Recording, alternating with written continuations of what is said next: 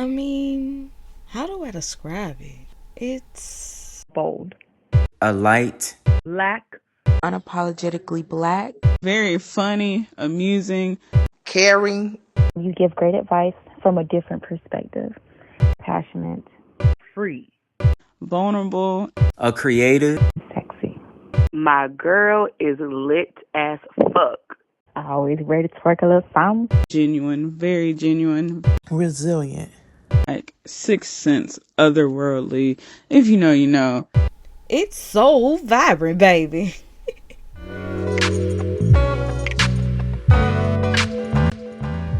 Hello, everyone, and welcome to So Vibrant, the place where music, history, and culture collide. I am your cultural storyteller, curator, and award-winning host, Andriana.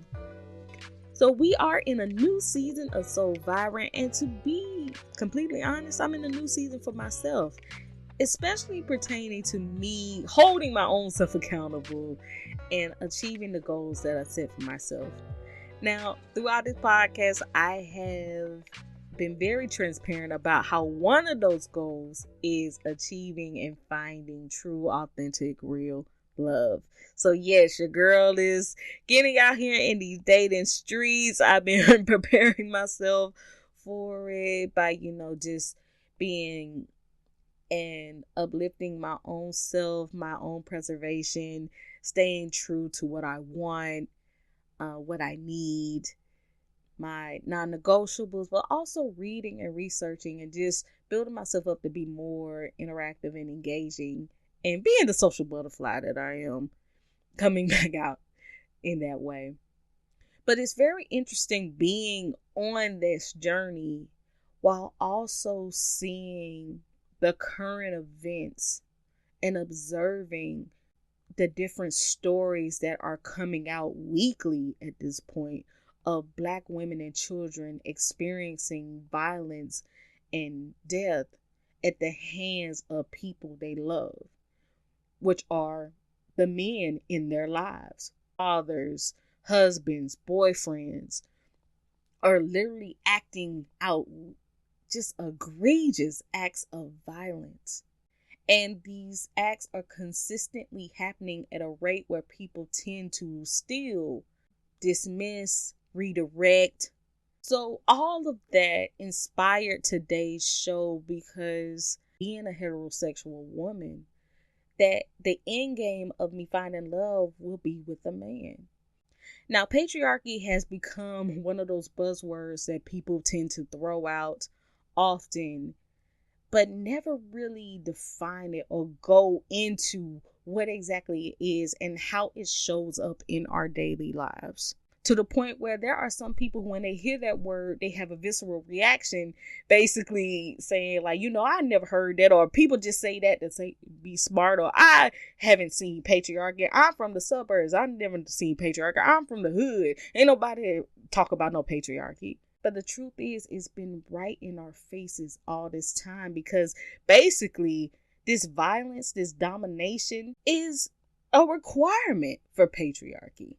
It's damn near initiation for men to prove that they're real men, that they have access to their masculinity. You may not have heard of the term patriarchy, but I guarantee you heard of toxic masculinity. I guarantee you heard of no snitching. You heard of staying true to the street code, staying true to the streets. You heard being the head of household, being a real man, being male-centered.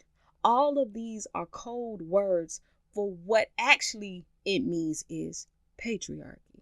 But I'll put a pin in it right now because of course, before I get into the heavy stuff, I got to give you the good music with our musical break. So hold that thought and enjoy this, and I'll be right back.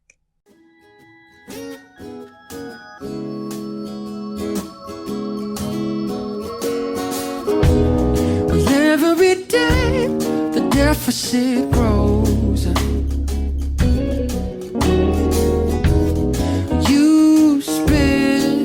Than you own. Papa always said to me, well, keep a close eye on your authority. Hey, 'cause you say that you can.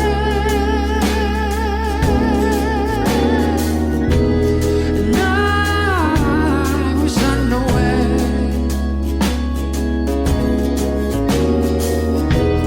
You say that you can.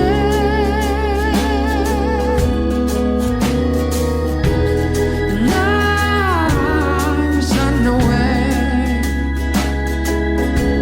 'Cause all you do is push, pull, or tear.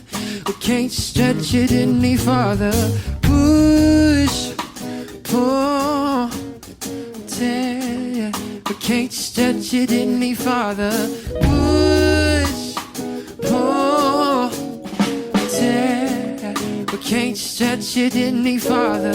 Push, pull, tear.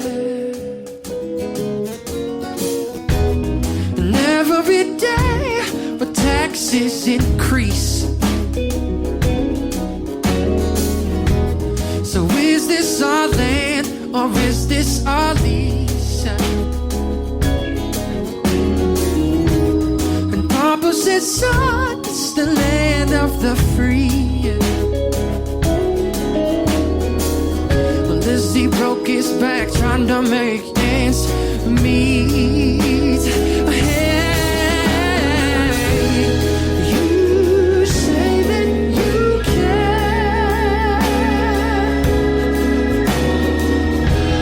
And I was unaware.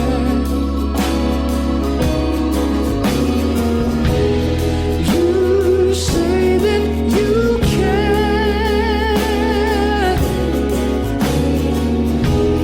And I was unaware. 'Cause all you do is push, pull, tear. We can't stretch it any farther.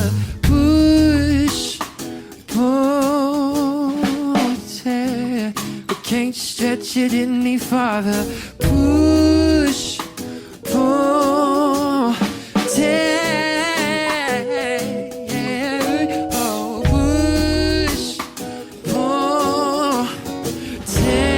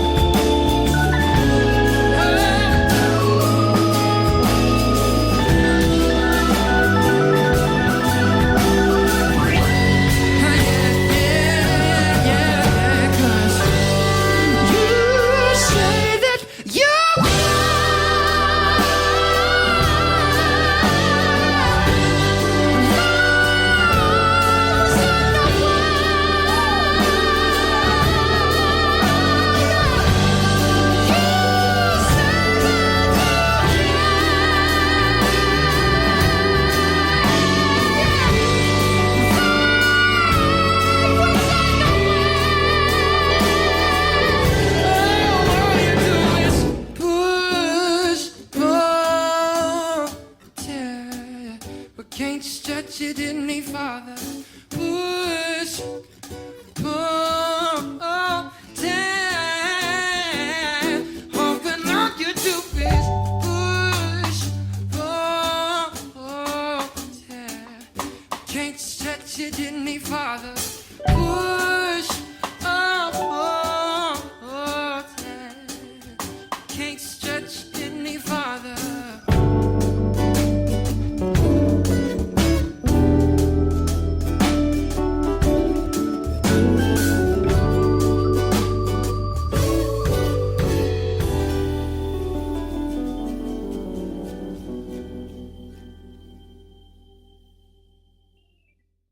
And that was Alan Stone with the powerful performance of Unaware.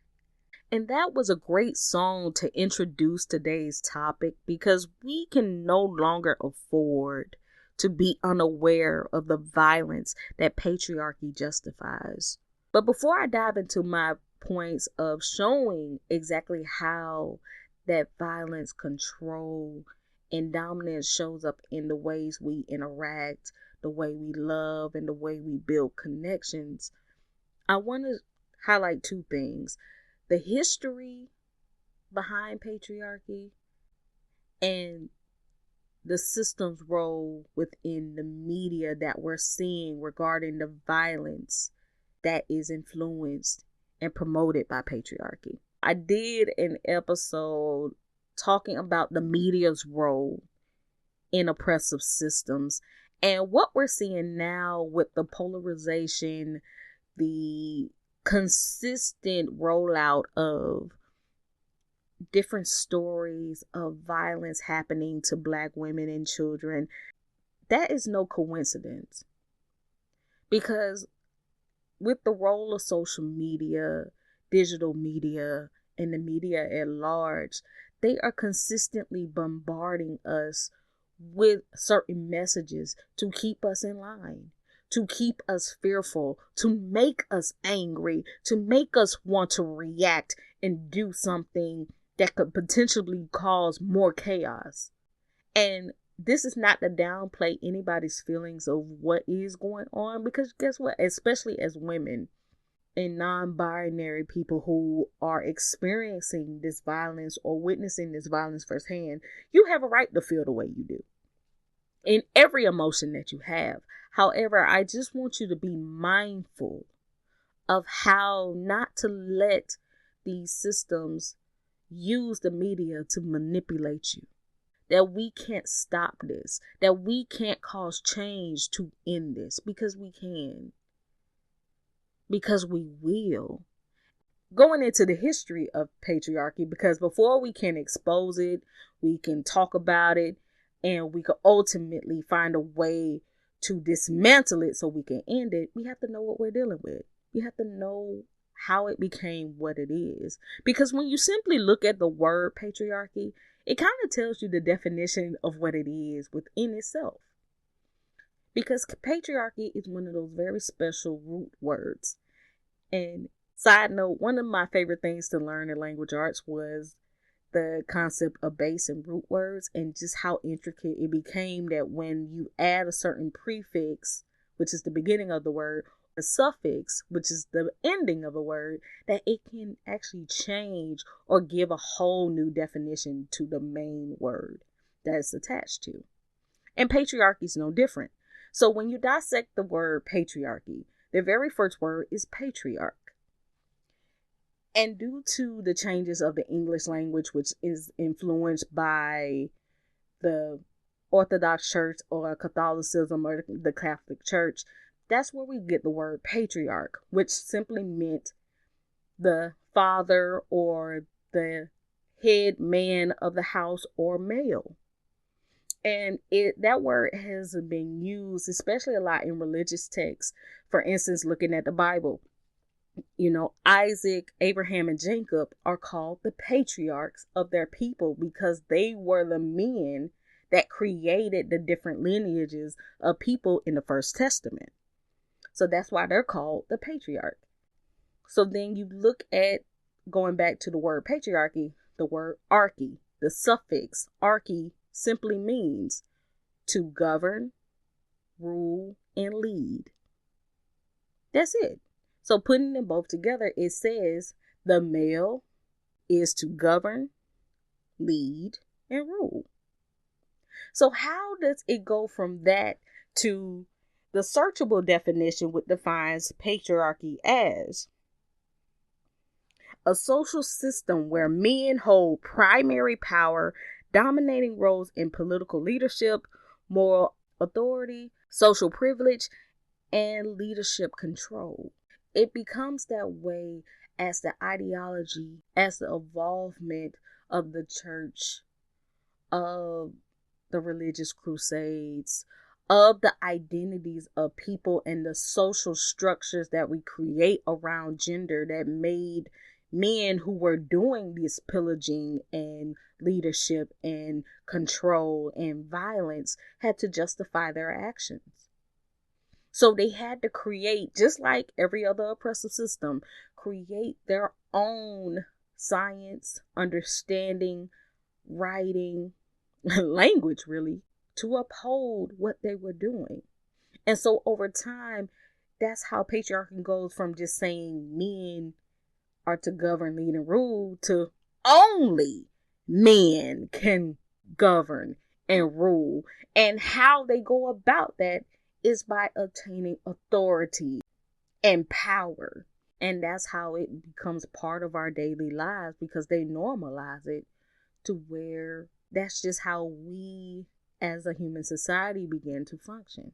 So that's why you hear a lot of words about the man being the lead, the provider and the protector, the head of household. And then they use the media to show you different examples of how that shows up. So almost to the point where it's an expectation. It's a reality. But as we see, that reality has very dangerous consequences, which leads to why I feel it's important to talk about it today, to expose that and show the ways that patriarchy has been so devastating. For me, of all the oppressive systems, and if you're new here, I have talked about it, but first of all, welcome. But I define oppressive systems, of course, being white supremacy, racism, xenophobia. But of all of those systems, patriarchy to me is the most conniving and insidious, because it's what I like to call a shapeshifter, because it changes and moves and integrates between all these different systems to basically avoid accountability. Basically, how when patriarchy happens, it pulls on misogyny, misogynoir, which is the direct hatred of women, and misogynoir is specifically about Black women. And so that way, when people call it out, they'll be like, oh, look at this misogyny, look at this sexism, look at that racism, which is evident. But who pulled it together? Patriarchy did. Now let's get into the points I want to highlight today, which are, for me, the hidden ways that patriarchy shows up in our relationships and our ways of connecting with one another. The very first one is what I call the death of emotions. According to Bell Hooks in her book, The Will of Change, which talks about love, masculinity, and men, she says the first violent act that patriarchy demands of men and boys to make is to kill off their emotions, which is true. Especially when we have the conversations about men being emotionally unavailable, or how women talk about how they want somebody, or anyone who is attracted and want relationships with men say that they want somebody who's emotionally intelligent, that they struggle to find partners who are able to connect with and understand and express themselves. Well, patriarchy first teaches men to literally get rid of that part of themselves, because emotions are a feminine thing, are a weaker sex thing. And honestly, the void of emotions makes it easier for men to control, to dominate. Because when you're connected to your emotions, you're able to access your empathy. And with empathy, you're able to relate to people. You're able to express yourself. You're able to see the humanity of others. That's how you build the connections and lead to the love and the relationships. Because patriarchy says that someone has to be in control, someone has to be the leader, you can't dominate somebody you see yourself equal to. So by voiding men and boys of their emotions, they're not able to relate. For instance, in this case with this violence that we're seeing, women as human. So it makes it easier for them to think that I can conquer her, I can dominate her. I can possess her or him or them or whoever they're going after. And it's my right to own them. But at the same time, it tells these men that as they conquer, as they control these lesser thans, that it's those people's jobs to do the emotional work for them. Because very twisted silver lining of patriarchy is that it makes space for everyone except men to have emotions. So that's why it's okay for women to have our sister circles, for us to go to therapy, for us to have all these self-help and self-care options and all that, because it's our job. And that work continues until men receive the love and care, while also simultaneously keeping the power and the leadership and the authority. And that can exist at the same time.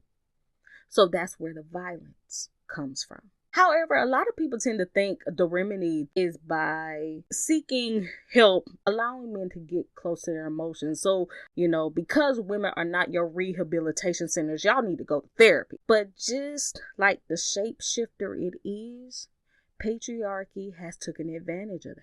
What I started to witness as I was getting back into the dating streets and I was reading these books is how I saw this growing manipulation of emotions that patriarchy was exposing and teaching men to do. Because what's starting to happen now that isn't talked about is how men are still not doing the work, but they're going to these places to get that emotional information. I remember I was on Facebook and it was this thread being shared from this therapist exposing how men were using systems like therapy to continue their violence and manipulation and control of their families and spouses. So the men would come into, because he was hosting like this group therapy of these men who were abusers. And they were recovering, quote unquote, or court ordered to, come and do anger management and all those things. And while he was observing and giving the tools and allowing them to work through the different languages and the different practices, he disturbingly noted how the men were taking the things that they learned in the therapy and were using that to manipulate the women and families in their lives to still be in control of them. And when he asked each of them why they still were being abusive, these men said that they loved the power that they had. They loved the fact that they struck fear of how easily they could convince and use the language of boundaries and understanding of their needs to get whatever they wanted out of the people they were with. And so the therapist took that and made this post to make people aware that it's going to take something deeper than these men going to therapy. It has to be a whole new reworking of how we identify, of how we show up, of how men need to understand their importance, their existence, their identity outside of the ways they've been told about masculinity. And this brand of masculinity doesn't just affect men in their adulthood, but no, it begins much earlier in their boyhood with little boys policing themselves to live up to this identity of being men. Especially when we look at marginalized communities, Black boys in particular, how many of them are put in positions to be the man of the house?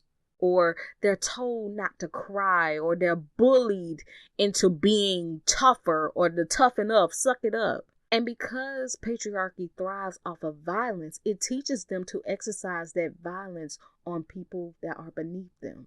And that it's their fault that they had to go through with that. So we as a society, as a community, have to do a better job at being aware of the language of the actions that we take, that we engage with, that we start to normalize, that are violent and harmful and add to this system. Because this, like everything else that happens in our childhood, shows up in our relationships and our abilities to connect with others. this system doesn't just go after men who uphold and align with it, but it also, if not even more, go after men who choose to break away and try to fight back against it. So my second point is that patriarchy affects good men too. I'm reminded of this point every time I have or interact with my ancestral mothers, because often we have conversations about my dating life or, just the grievances and the challenges, but also the good things and the advice they tend to give me. And it never fails that in each of these conversations, all my ancestral mothers would particularly pick on another by the name of, we all call her Aunt Lita. And Lita is married to John Henry. And anybody who heard my podcast know I've talked about John Henry, especially last season when I did my Hoodoo Heritage Month and told you all about how he basically exposed me and raised me to see men in a different way, of knowing that there are good men out there and there are men historically who have challenged the roles of patriarchy and white supremacy and just their role of how they show up in this country based on how they treated it. And so everybody, knowing John Henry and knowing he's a good man and would constantly like, girl, what do you know about, the woes of men? Because you married to a good one. You got one of the good ones. They would always say it. And every time in her country southern accent, Aunt Lita will always say, now I loves my John. Because that's how she said it. I loves my John, but he's still a man. That's exactly what she sounded like, y'all. I love you, Aunt Lita. I say. But she will always consistently say that.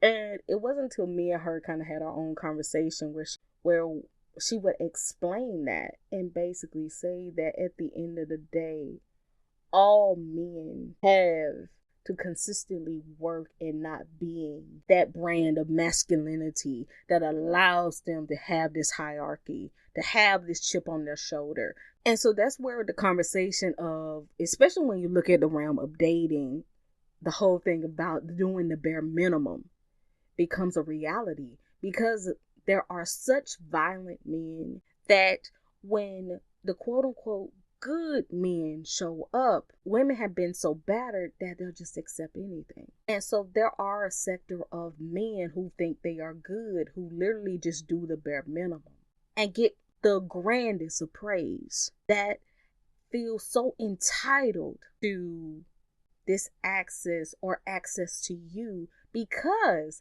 they're not like those bad guys. They're not beating you across the head. They're not cussing you out. So because they're not doing that, they automatically are so much better and are worthy of your time, worthy of your praise, worthy of you giving and catering to them. Because guess what? That's also what patriarchy is telling them. That's what they're guaranteed. If you're a good person, you're a good person because that's who you are. You don't be good just to get something out of somebody, just to be owed something out of somebody. Patriarchy teaches you that. Another example of this is how well-meaning men struggle to develop relationships with people outside of those they have sexual attraction to. Commonly, we see this conversation happen when people are asking if men and women can be friends, and the whole use of platonic relationships, which is a genuine conversation in the lane of patriarchy, because how can you dominate and control somebody you see as your friend? Just really seeing each other as human. But another level to that conversation is men being able to relate to their children, particularly their daughters. I saw a very interesting conversation happen on Threads about women talking about their relationships with their estranged fathers or male figures in their families, and how because the men in their lives were so used to emotionally manipulating the women in their lives who typically they had relations with, like their mothers or their girlfriends, that they tried to exert that same kind of energy, but it didn't work because their daughter saw through their bullshit. So men who thrive in that, who found that power of manipulation, tend to take their relationship and use it to either avoid certain conversations, to change certain conversations, to change certain interactions and dynamics. But that fails when they interact with people such as their daughters, who don't fall for the manipulation because they have no tie to them in that place. So now men have to take an actual effort and approach to connect and build and relate and know. And a lot of men and some good men struggle with that. But we as a culture have to start demanding, have to start asking, just have to start elevating our needs and wants to know and push that we need and deserve better from each other. In that same relation of that, it is patriarchy that teaches men that they have to be the providers and protectors, and then tells them how they have to be that in that role. For instance, they have to be violent in order to protect you.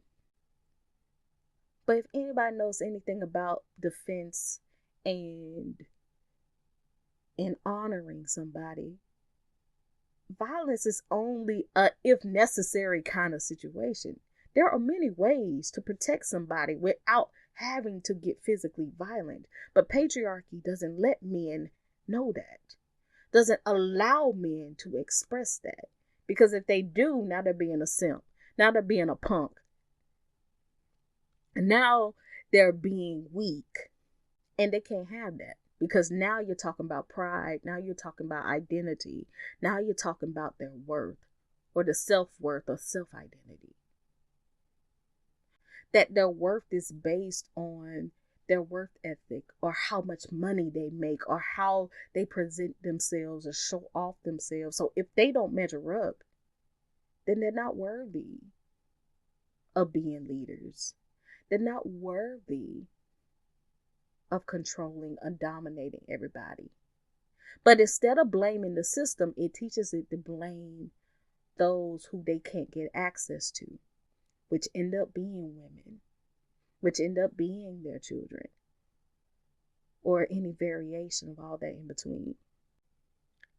And for good men, it's even more harsher, because now they have the men that are upholding this system also trying to keep them in check, also trying to keep them in line. Not just them, but within society, it's kind of punished them and denying them a sense of community. Because what's very interesting as well is how men have built relationships off of this violence, off of this bare minimum. That's why the podcast bros and the red pill content and the conservative movements have become so popular amongst young men, because they found their sense of community. But ironically, they're uniting over this violence that ultimately serves nobody, and that leaves them lonely and by themselves, and then worrying about a loneliness epidemic. They fall for the lies and then blame everybody and everything else for the shortcomings, which unfortunately leads to what? The violence again.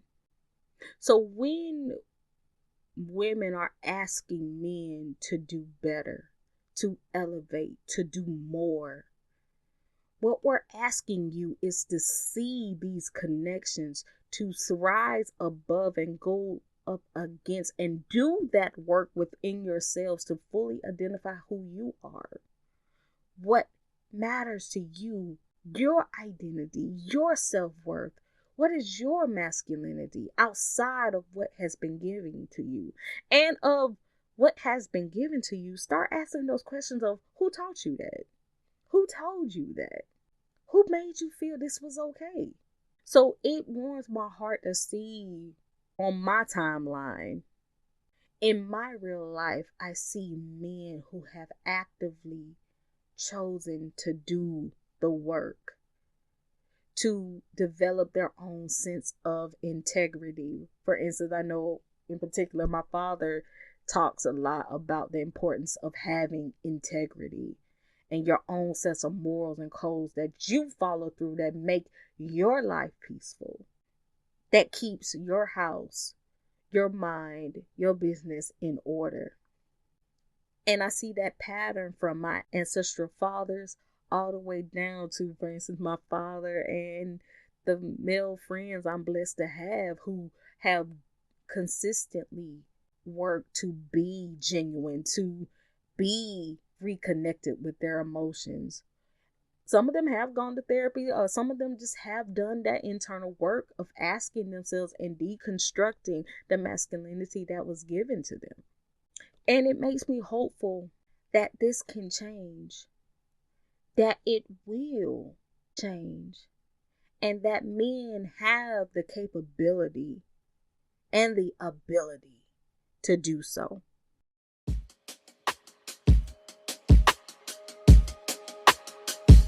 I think it's time I zone out. Be selfish with my time now.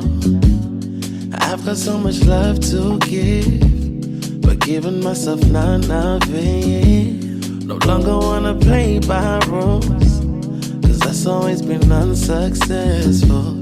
Can't wait to see the side of me that comes out when I'm loved properly. I lie to myself sometimes, say you'll change up in time, but I ain't got no fear. I enjoy missing out. All the things that compromise my peace of mind. I promise this time that I'll love on the right. Didn't you know I'm good, I'm not worried. Problems you bring to me. Didn't you know I'll do anything for me? It took time to know that I have to let go. Owe it all to myself. Won't complicate the truth to get away from you. I've had my feelings on the shelf until I became numb, becoming undone. I tried to follow all the rules, but still ended up hurt by putting you first. Can't wait to see the side of me that comes out when I'm loved properly. I lie to myself sometimes, say you'll change up in time, but I ain't got no fear. I enjoy missing out. All the things that compromise my peace of mind. I promise this time that I'll love on the right.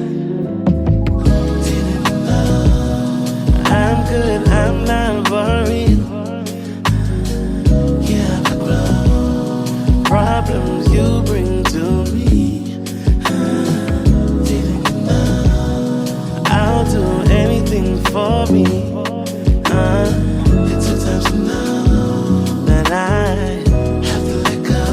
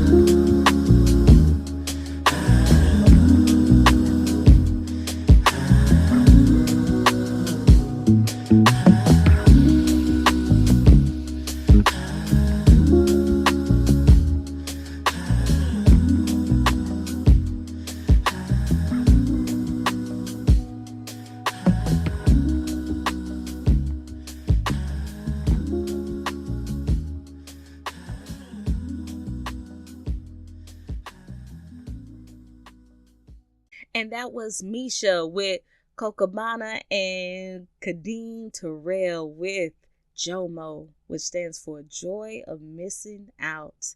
Yo, when I tell you I have that song on repeat, I mean, I just love the vibe of it. That's something you ride with the windows down to. Like, I love that song right there. But what I really enjoy is how it's a man talking about having and waiting and working towards his access for love. Because there's literally a line in the song where he talks about how he can't wait to meet the person he will become once he is loved properly, or once he can love properly. So he doesn't mind missing out on anything as long as he's working to achieve that. So I think that's a beautiful segue into the very last point that I want to make, which is love cannot exist in patriarchy. Care cannot exist. Support, connection, understanding, emotional availability, emotional intelligence, none of that is able to grow or be received and accepted. Because in order to do those, you're able to see the value and the worth within yourself and others. Feelings of worthlessness and unlikability and all these different things that we hear men say as a result of their behavior. And that's why consistently this framework of violence is reduced to issues of mental health, because that does affect your mental. But the remedy of that isn't just them getting help.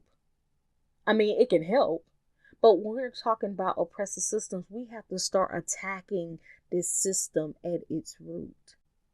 Start calling out for what it is. To start actually seeing the connections of what's wrong. And what's wrong is denying someone an aspect of themselves that makes them human. So in order for men to receive, give, and have love, they have to let this go. Another thing about this is, for us as women, that takes another level of loving enough to let go. We also have to do the work to unlearn and deconstruct the patriarchy that we have internalized, especially to my women with young boys. And there's a difference between loving them through things and coddling them, because those things tend to get conflated, and that's also how we get these issues. Love and dealing with love, of understanding their emotional well-being, allows them the space to mess up, but you're there in support to guide them through that mess. Coddling, it denies them the work of that and puts that burden on you. And then they expect you to do that. And as they get older, that expectation now extends to their significant others. So all of us have to do the consistent work to reevaluate our language, what we're teaching, what we believe, what we understand. And I want to say this very clearly, that this is going to take work. Like, this work is not easy at all to do. But understand, just like how this system shapes and shifts and changes, so do we. We have to evolve. We have to continue to elevate, and we do that by consistently interrogating the ways we think, the way we move, the way we interact with each other, and really question, how did we develop the way that we are? And the more, I'm convinced, the more and more of us that do that, we will start to see a change. The good men in my life show me that it's possible. The good women and non-conforming individuals in my life show me that it's possible. But there's also another lane of love that I want to mention too. Sometimes you got to love people enough to leave them where they're at. you gotta realize sometimes you can't save everybody. You cannot save nobody from themselves. As someone who has been in an abusive relationship, I'm gonna tell you, it doesn't start out with them just being violent physically. It always starts with their language, in their words, in their tone, how they talk to you, how they engage you. Then that treatment becomes how they treat you outside the house or the home or wherever you are. Then that treatment becomes action. And then that action only escalates. And that's when we get the very volatile, deadly results. So in them early stages, leave them then. No, you ain't making up nothing. No, they will be okay. No, it's not your responsibility to pick up their pieces. Everybody's worthy of support. But doing the work, taking on that task fully, that is not your job. If they are not taking the active steps to correct themselves, you take your steps and get out of there. Love them enough to leave them in their own mess, because that protects you. That saves you. Because the most dangerous time in any kind of abusive situation is when the abuser loses the control. Leave people where they at and let it go. Love enough to let it go. So I hope I left you with something new, a different perspective to lean on, a different direction to understand that this is a deeper issue than a lot of the surface explanations that we're having in this conversation. No, patriarchy is the root, is the cause, is the issue. And that has to be dismantled, because too many lives are being destroyed in order for this system to still exist. So it must end. So I'm calling on all of us, especially everybody under the sound of my voice, to work together to ensure that this happens. And I'll leave you with that. All right, let me get off the soapbox. And of course, if you want to connect with me, if you want to give feedback, if you want to just say, hey, I am on all social medias at Queen Lady AC, Facebook.com. On Instagram and Threads, it is _ I am Lady AC. On X and or Twitter, it is capital I am Lady AC. And of course, if you want to continue to hear great quality episodes and support your girl, I humbly ask for donations at my PayPal, which is www.paypal.me/Queen Lady AC, and the Q is capitalized.